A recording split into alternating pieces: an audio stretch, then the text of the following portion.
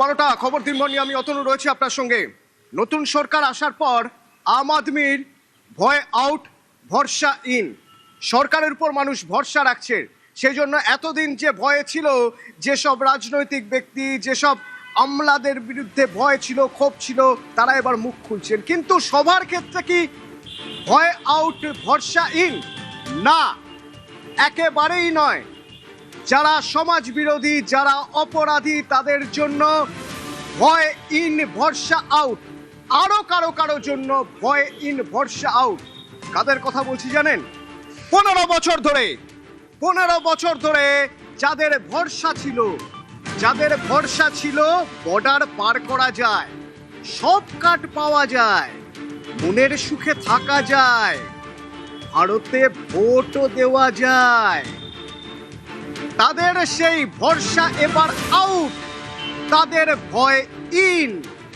পালা বদলের পর অনুপ্রবেশকারীদের এখন ভয় ইন। কেন? কারণ হাওয়া এবার উল্টো বয়। ভোট দিলেই আর পাসপোর্ট নয়, বর্ডারে এখন ট্রিপল ডির খাঁচা। চাচা আপন প্রাণ বাঁচা। আর প্রাণ বাঁচাতেই তাই এখন সীমান্তে ভিড়, মেলা বসে গেছে। উত্তর 24 পরগনার স্বরূপনগরের হাকিমপুর, দেখুন বর্ডারে একরকম মেলা বসে গেছে, দেখতে পাচ্ছেন? হিড়িক পড়ে গেছে, ফিরতে হবে। এখন তো আর ভরসা ইন না, এখন ভয় ইন ভরসা আউট। কারণ এই সরকার যা পদক্ষেপ করছে, বেআইনি ভাবে এদেশে এসে এদেশের সব কাট নিয়ে থাকা তো সম্ভব না, ফিরে যেতে হবে। অনুপম আছে এখান থেকে সরাসরি, আমার সহকর্মী অনুপম। এই যে সীমান্তের ছবি দেখছি, একরকম মেলা বসে গেছে। এই ছবি তখন তুমি দেখেছো? সীমান্ত দিয়ে যাওয়া আসা হয়, চোরাগোপ্তা যাওয়া আসা হয় এদিক ওদিক দিয়ে, কিন্তু এরকম মেলা করে সবাই বসে আছে, তারা ওপারে যেতে চাইছে, এরকম ছবি আগে দেখেছো?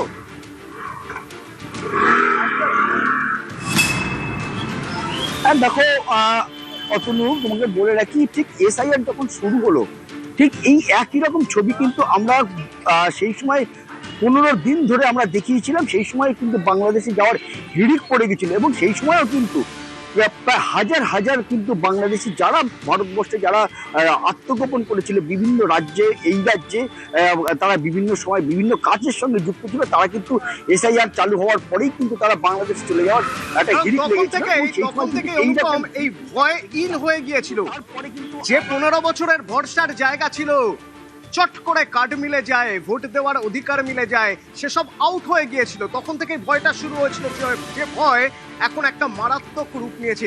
এই যে যারা এসেছেন এখানে, তারা তো পার হতে চাইছেন ওপাশে, তাদের সঙ্গে কথা বলা যায়? তারা কারা, তারা এখানে কিভাবে এসেছিলেন, তারা এখন যেতে চাইছেনই বা কেন?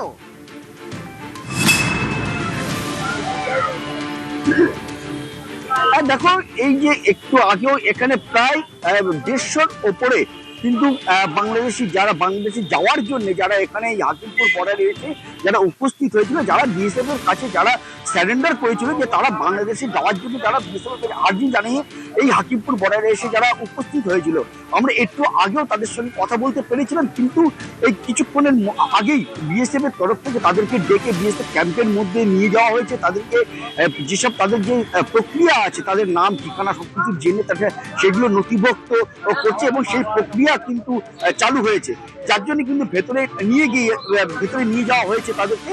এবং এই যে যেসব বাংলাদেশিরা সকাল থেকে ভালো কালকে বর্ডারে এসে যারা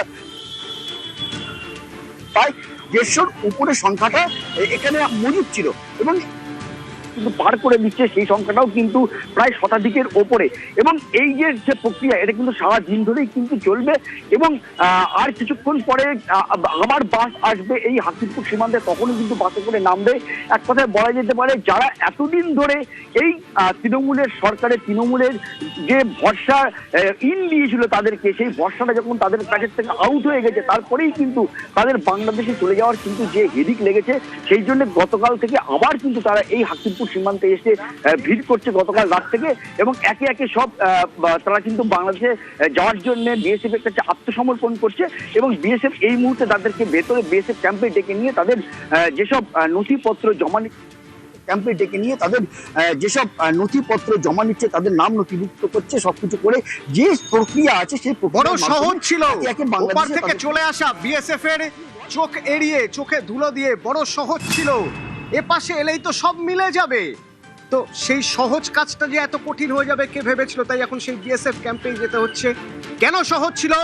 তার কারণ এতদিন ভরসা ছিল। কি ভরসা ছিল? বর্ডার পার করা যায়, ভরসা ছিল সব কাট পাওয়া যায়, ভরসা ছিল মনের সুখে থাকা যায়, ভরসা ছিল ভারতে ভোটও দেওয়া যায়। কিন্তু এখন সেই ভরসা আউট, এখন ভয় ইন। কেমন সে ভয় ইন? হাওয়া এবার যে উল্টো বয়, ভয় ইন। কারণ ভোট দিলেই আর পাসপোর্ট নয়, বর্ডারে এখন ট্রিপল ডির খোঁচা, ট্রিপল ডির এই খাঁচা। সেই ট্রিপল ডির খাঁচা থেকে বাঁচতে গেলে উপায় কি? চাচা এখন প্রাণ বাঁচা, চাচা আপন প্রাণ বাঁচাতে ছুটছেন। হাকিমপুর সীমান্তে লম্বা লাইন পড়ে গেছে, চাচা প্রাণ বাঁচাতে ছুটছেন। কোনো উপায় নেই, কারণ এখানে আর থাকা যাবে না। অনুপমের সঙ্গে কথা বলবো, তবে এই যে অনুপম কিছুক্ষণ আগে যাদের সঙ্গে কথা বলেছিল তাদের কথা একবার শুনি। তারা তো তিতিবিরক্ত হয়ে আছে, তারা তো খুব নিশ্চিন্তে ছিল এতক্ষণ, এতদিন পর্যন্ত নিশ্চিন্তে ছিলেন, কিন্তু এখন সামনে যদি বোম নিয়ে যাওয়া হয় তাহলে তাদের একটু সমস্যা হচ্ছে, তারা বিরক্ত হচ্ছেন, তারা টেনশনে আছেন। বিএসএফ ক্যাম্পে যেতে হবে যে, তারপরে আবার ফিরে যেতে হবে, তাদের কথা একটু শোনা যাক। আমি আসতে যখন থেকে আসলাম ওই দিন ধরে এক কথা বলা বলি আমি 10 বার বলা হয়ে গেল। প্যাডের ভাত খালি পাইপ করে কথা বললে হবে না? না আমার কি হবে? আপনাদের তো পয়সা হবে, আমার কিছু হবে না। 10 বার বলা হয়ে গেলে আমার কত কোথায় কোথায় 5 বার বলা হয়ে গেল, 5 বার বলা হয়ে গেল আমার কত হবে? আপনার বাংলাদেশে কোথায় বাড়ি?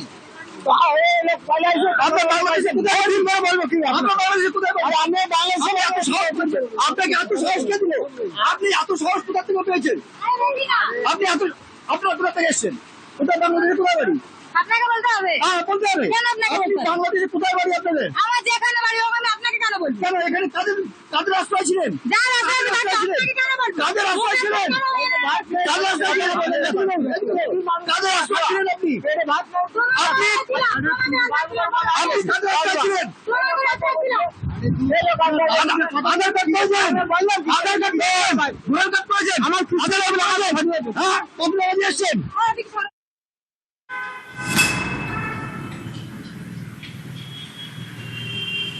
Detect, delete, deport. বর্ডারে এখন ট্রিপল ডির খাঁচা, চাচা আপন প্রাণ বাঁচা। এই সময় কেউ যদি বুম ধরে জানতে চায়, বিরক্তি তো হবেই, রাগ তো হবেই, প্রশ্ন তো জাগবেই মনে। কেন আপনাকে বলতে যাব?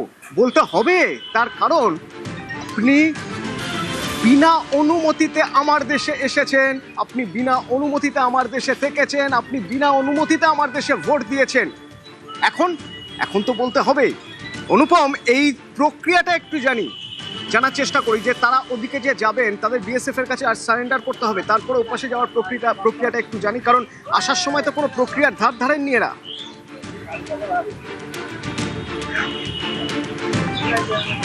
হ্যাঁ দেখো অতনু, এই যে প্রক্রিয়াটা সেটা হচ্ছে আসার সময় কোনো রকম প্রক্রিয়ার ধার ধার নেই, কারণ তারা নিজেরাই স্বীকার করছে যে 5 থেকে 20,000 টাকা পর্যন্ত দালালদের দিয়ে তারা সীমান্ত পার হয়ে তারা রাজ্যে ঢুকেছিল। কিন্তু যাওয়ার সময় যে প্রক্রিয়াটা, তারা হচ্ছে এই হাকিমপুর সীমান্তে তারা দলে দলে আসছে এবং বিএসএফ এর কাছে তারা আত্মসমর্পণ করছে, এবং তারপরে তাদের কাছ থেকে তাদের বাংলাদেশে কোথায় বাড়ি, কি নাম, এখানে কোথায় থাকতো, তাদের কাছে ভারতীয় কোনো নাগরিকত্ব আছে কিনা বা বাংলাদেশের কোনো রকম বৈধ কাগজপত্র তাদের আছে কিনা, পুরো বিষয়টা তারা বিএসএফ জেনে নিচ্ছে, তারা নথিভুক্ত করে নিচ্ছে। এবং তারপরে যে যে বাংলাদেশের যে যে জেলার তারা নাগরিক, সেই সব জেলায় তারা খবর দিচ্ছে বিবিজি মারফত। তারা খবর দিচ্ছে এবং তারপরে বিবিজি এবং বিএসএফ এর একটা ফ্ল্যাগ মিটিং হচ্ছে, আলোচনা হচ্ছে। তারপরেই কিন্তু একে একে কিন্তু যেসব বাংলাদেশিরা আছে তাদেরকে বাংলাদেশে বিবিজিরা তাদের নিজেদের আয়ত্তে নিয়ে নিচ্ছে, অর্থাৎ বিএসএফ আচ্ছা, এই যে ভয় পেয়ে চলে যাওয়া, ভয় পেয়ে চলে যেতে বাধ্য হওয়া, এই ভয় ইন, ভরসা আউট কেন? শুনুন।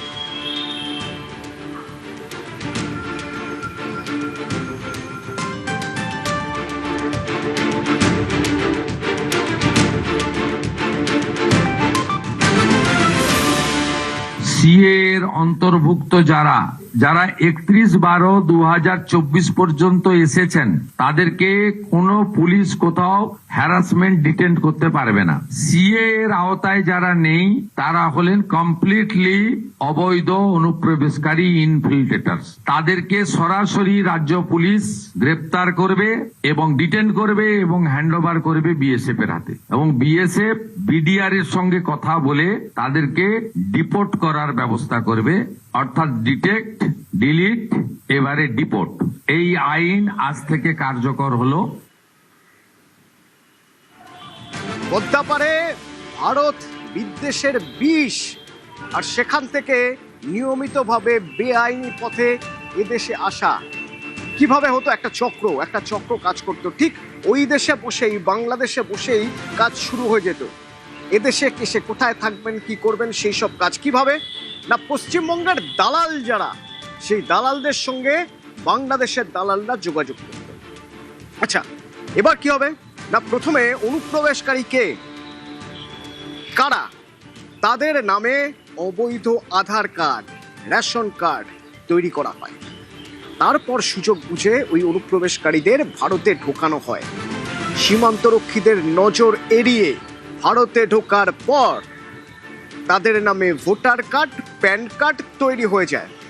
এরপর এই ভোটার কার্ড, প্যান কার্ড নিয়ে তারা চলে যায় কেরল, তারা চলে যায় হায়দ্রাবাদ, দিল্লি, নয়ডা, ভারতের বিভিন্ন জায়গায় ছড়িয়ে পড়ে। সেখানে তারা তাদের মতো কাজ খুঁজে নেয়। কিন্তু এখানেই শেষ নয়, এদের মধ্যে অনেকে আবার ওমান, কাতারের মতো দেশে কাজ করতে যায়। তারা পাসপোর্টও তৈরি করে ফেলে, যে পাসপোর্টে পরিচয় কি না তারা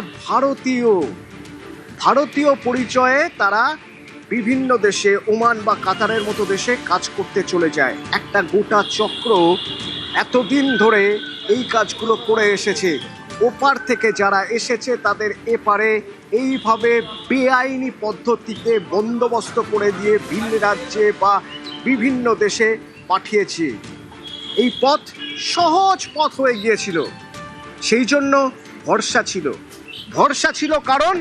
কারণ এই পথে যাওয়া আসা করলে ধরা পড়া যেত না, কেউ ধরবে না, তাই ভরসা ছিল। কিন্তু 15 বছরের সেই ভরসা তো এবার আউট, এবার ভয় ইন। আর তাই ওই হাকিমপুর সীমান্তে মেলা বসে গেছে।